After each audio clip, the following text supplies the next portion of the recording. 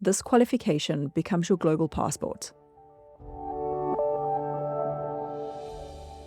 I'm Sam G, a triple registered architect who has practiced across South Africa, Australia, and the USA. This is your design passport. Real stories, practical pathways, and global design ideas to help you build a career and a life that travels with you. Ready? Let's stamp your passport.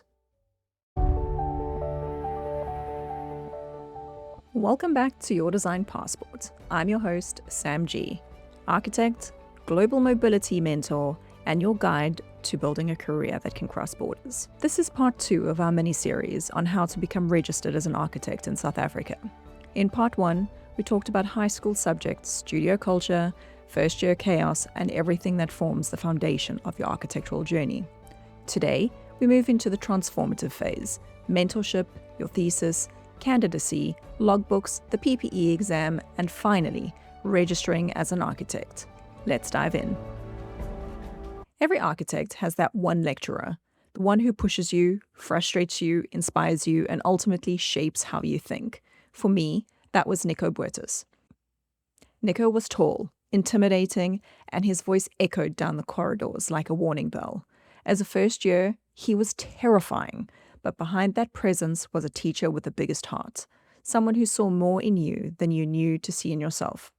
When it came time to choose my thesis mentor, it wasn't even a question. Nico was it. He pushed me, not in a harsh, ego-driven way, but with intention. He made me slow down, think deeper, and understand that architecture is both responsibility and opportunity. And that mentorship, it shaped the designer I became. It also taught me one of the most important lessons in the entire process. Your mentor doesn't define your work. They expand your capacity and your love for blondies. And if you're in school now, or you're heading there soon, find the person who challenges you in a way that makes you better. Your thesis year is intense. It's the first time you stop designing for marks and start designing for your values. My thesis was on adaptive reuse, something I still feel deeply passionate about today. I've always believed that architects need to consider the environment as a client. We don't always have to demolish. We don't always need a blank slate. Sometimes the best design is found in respecting, reimagining, and reactivating what already exists. For me, adaptive reuse wasn't just a topic. It became a philosophy, a lens I still use today in my work across countries. And that's what your thesis should be. Not a perfect project, but a mirror into what matters to you as a designer. If you're working on yours right now, don't choose a topic you think will impress the examiners. Choose a topic that will impress your future self and keep you excited for the duration of the program. Once you've completed your MArch Prof, you enter the phase that truly shifts you into professional architecture: candidacy. This is where you register with SACAP as a candidate architect and begin logging your experience. Here's exactly how it works. Minimum practice hours required, 3,096. Yep, don't forget the 96. These amount of hours, the 3,096, equal approximately 2 years of full-time experience. Your experience categories: you must get exposure to all of these. They include design, technical documentation, site observation, contract administration, and practice management. Supervision matters. Your hours need to be signed off by a registered architect or someone equal or higher in the categories of registration. This person becomes part supervisor, part mentor, part accountability partner. Choosing the right firm. I cannot stress this enough. Choose a firm that exposes you to everything. If you're at a massive firm doing only bathroom schedules and door hardware schedules for 2 years, that does not help your PPE. You'll struggle later. Boutique and mid-sized firms are usually the sweet spot. You get thrown into everything quickly. Your SACAP logbook. This is SACAP's official recording system.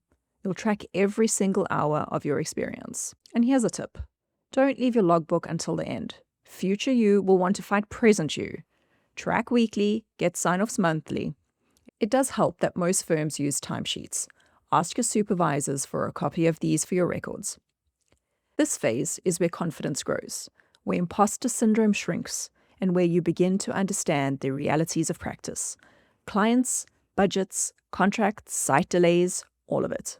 Let's talk about the exam everyone fears, the Professional Practice Exam, or the PPE. The PPE is offered twice a year, May and October. It's broken into 2 papers. Paper 1 covers ethics and professional conduct and general knowledge. This is your closed book exam.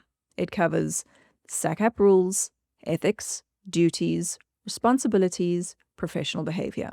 It's not difficult if you study. Paper 2 is open book and covers contracts and scenarios. This one is about applying your knowledge. JBCC contracts, professional fees, site instructions, project stages, risks, liability, practical scenarios. Don't be fooled by the open book. There's no time to figure things out mid-exam. Your contract should look like a rainbow of highlighters and sticky notes. Well, mine did at least. I studied on weekends, after work, and during lunch breaks. My desk looked like a stationery store exploded. Tabs, post-its, highlighters, flagged pages everywhere. Architecture isn't just about designing beautiful things. It's also about protecting the client, safeguarding the public, understanding your liability, and practicing with integrity. The PPE teaches you exactly that. Once you've passed both papers, logged your hours, and completed your supervisor's reports, you are finally registered with SACAP as a professional architect. You'll receive your SACAP registration number, your official title, and your new responsibility. And here's the part most people don't realize. This qualification becomes your global passport. South African-trained architects are respected worldwide. You have the skills, resilience, and design foundations to work almost anywhere, which makes this qualification incredibly powerful in global mobility pathways. And that's the wrap, our 2-part guide to becoming a registered architect in South Africa. If you're somewhere on this journey, I'm cheering for you. And if you're planning to take your qualification abroad, next we're heading to Australia. We're talking AACA, Migration Skills Assessment, APE, logbook translation, documentation, and how your South African experience fits perfectly into the Australian system. Your design passport is getting stamped again, and I can't wait to take you there. If you want the checklist that goes with this episode, your full South African registration roadmap, grab it using the link in the show notes. Don't forget to follow me on Instagram at Your Design Passport, leave a review, and share this episode with a future architect who needs it. See you next time. And remember, architecture isn't just a career, it's a journey.